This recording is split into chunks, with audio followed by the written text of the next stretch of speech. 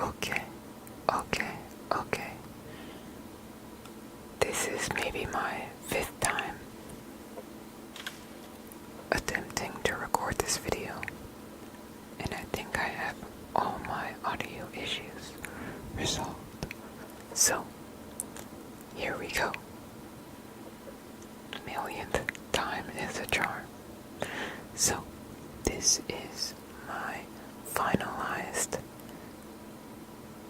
bass guitar pedal board, and it's taken me a while to come to the conclusion that this is the finalized form, because I've been trading and selling and buying lots and lots of pedals over the past 5 years, and because I joined a new band this year, it gave me a sense of purpose to finalize a board that is capable of playing gigs and has no fluff in terms of the utility.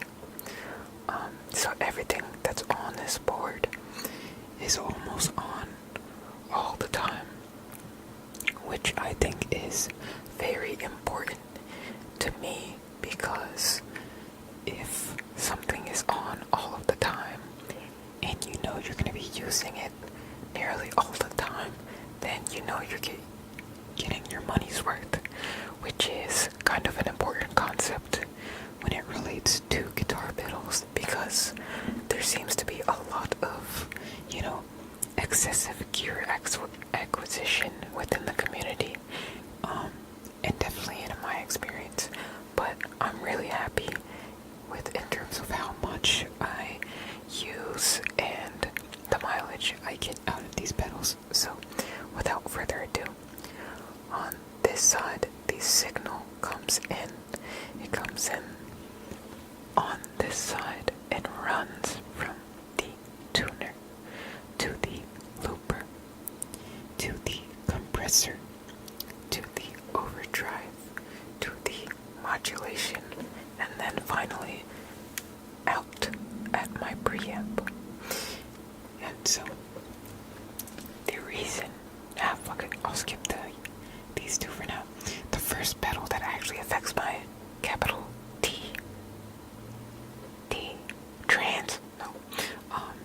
tone is this bass compressor by Empress. It is the Deluxe bass compressor by Empress audio, and this side of the pedal is actually a LED indicator section. So if I hit play on this loop I have on my looper, you can now see this signal is flowing through the board. You can see these green lights are saying this is the input section. You're getting a good input signal, and then these red lights are the compression gain reduction. It's saying, hey, I'm receiving the input and acting accordingly using my compression algorithm. And so you have these standard controls on your compressor, the input, the output. And then you also have your ADSR, which is very common when you hear people talk about compressors.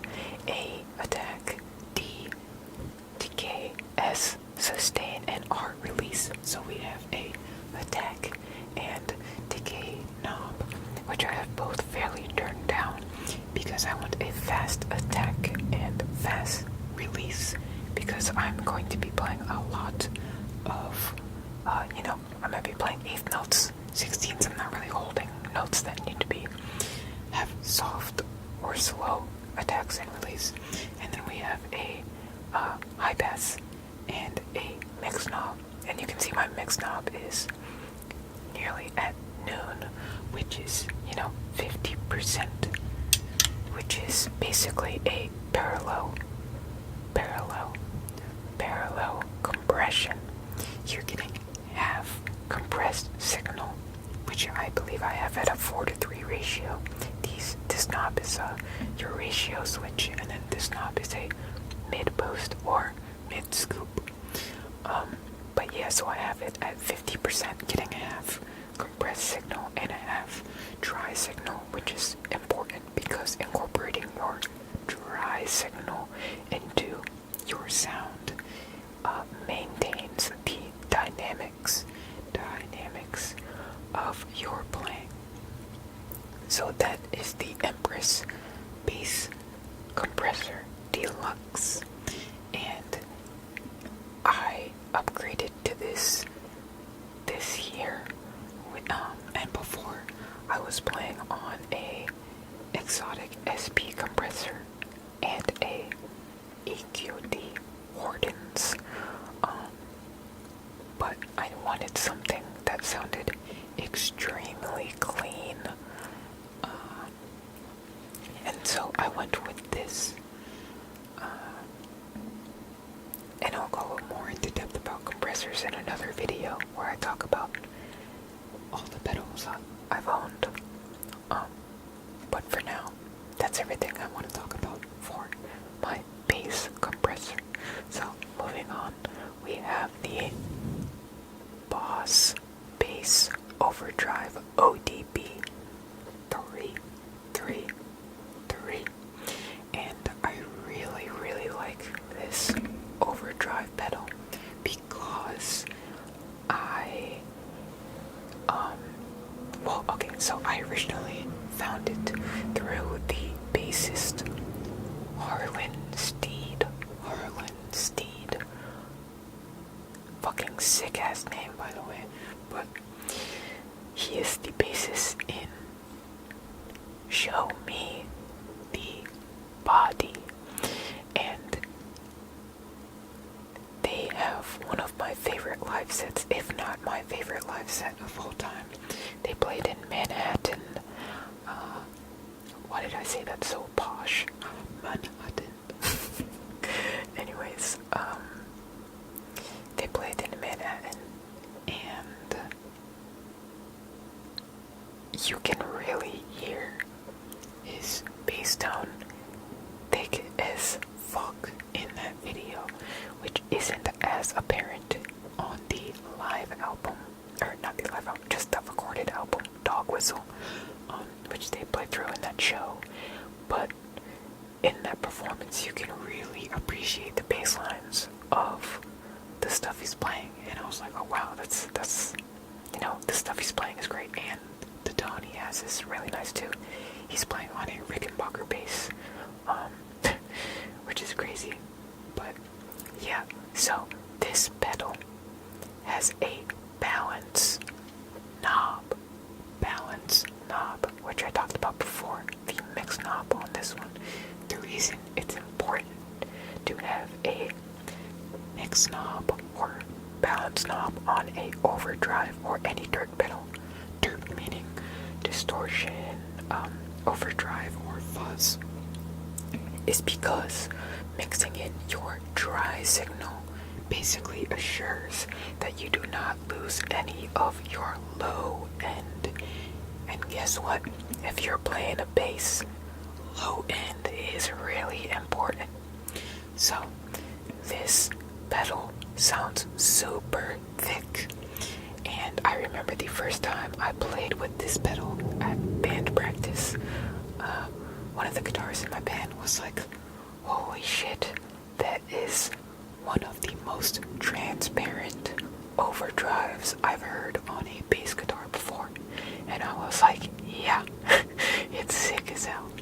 So that is the Boss Bass Overdrive ODB3. It also has a low and high boost, but if I could change anything about this pedal, I would add a mid or mid-high, low-high tuning knob, but I don't need that because my preamp pedal has the capability of tuning my mids, which I will talk about later in this video. But for now, let's move on.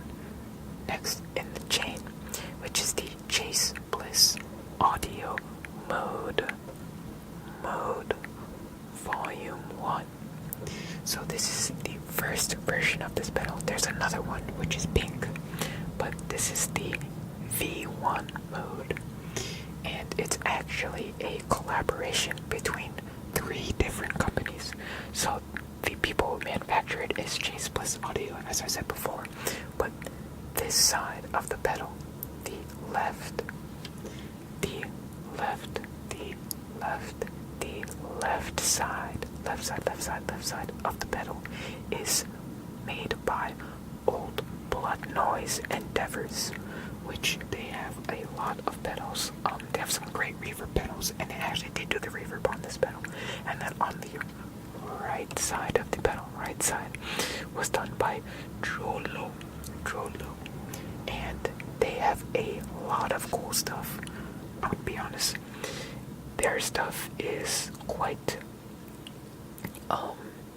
sought after. They have a lot of granular looping pedals that are extremely hard to get, but it's nice that they worked on this pedal because it's made their stuff more accessible. So anyways, yeah, so we've got 3 companies going on here, and the question is, what does it actually do?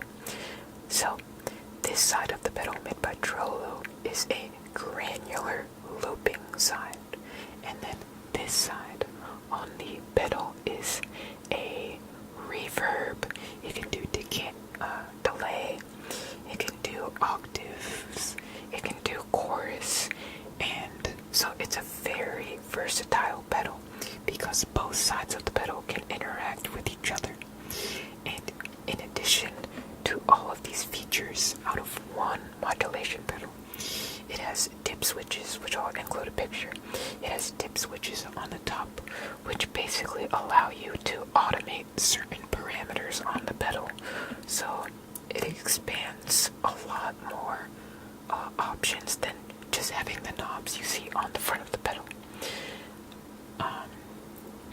Yeah, so the reason I have it on the board is because my general philosophy, and I'm sure a lot of people will agree with this when deciding what effects to put on a bass guitar, is that less is more, less is more, less is more.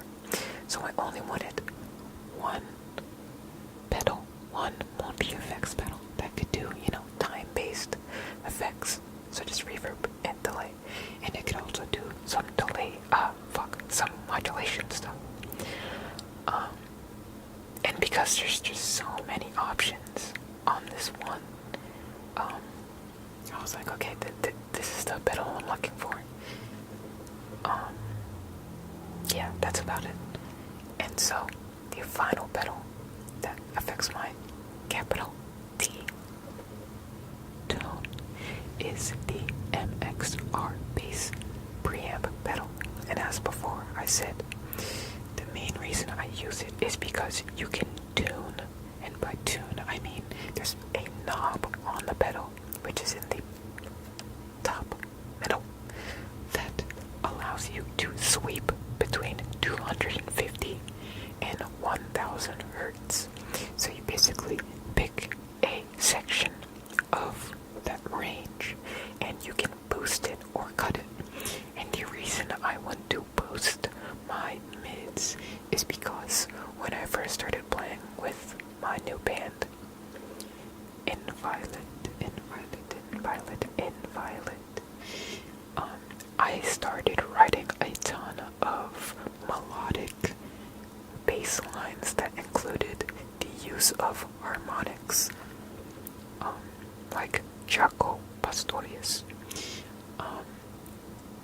And the 2 ways you can, or actually I guess there's technically like 4 ways, but the main ways you can help harmonics cut through the mix is by 1, playing on a bass guitar that has a bridge pickup, and then 2, you can use a compressor like this guy right here, and then 3, you can boost the fundamental frequencies of those harmonics you'd be playing, or just boost your mids and highs in general.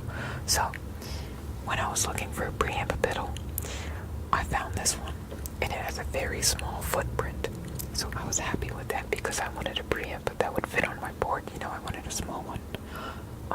And when I was researching preamp pedals, there's a lot of really good sounding ones, but they're just so large. Insert photo of big ass pedals. So yeah, those are all the pedals that are affecting my tone. And if we go to the beginning of my signal, we have a tuner and then the looper. So the reason I have a tuner on my board is because I play on a headless bass guitar. So no head. And then this looper is a 9-track looper. So you can see I'm going through all the different tracks, and it's really nice to have because for a very long time in my music career I was a solo musician.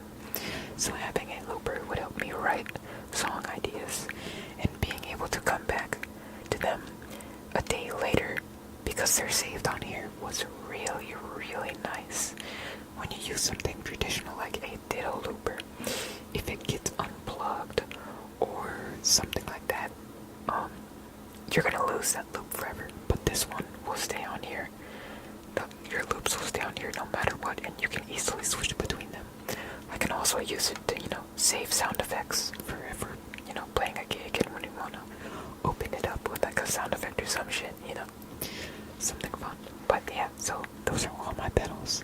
My power supply is a True Tone 1-spot CS7 Pro, and because it's a CS7 and it has this extra input, it's a little bigger than the CS6, so this power supply actually does not fit underneath my board, which is really annoying because it would be nice if I could just, plug this in and be immediately ready to play. But when I'm setting up at band practice or some shit, I have to plug this in, do the inputs, which doesn't take that long, It can take me like 30 seconds, but if I'm setting up on stage, that loses me some time to set up my other stuff, And then the Amphead and cabs I played through are a Markbass Little Mark II 800-watt Amphead, and then I play that into a vertical stack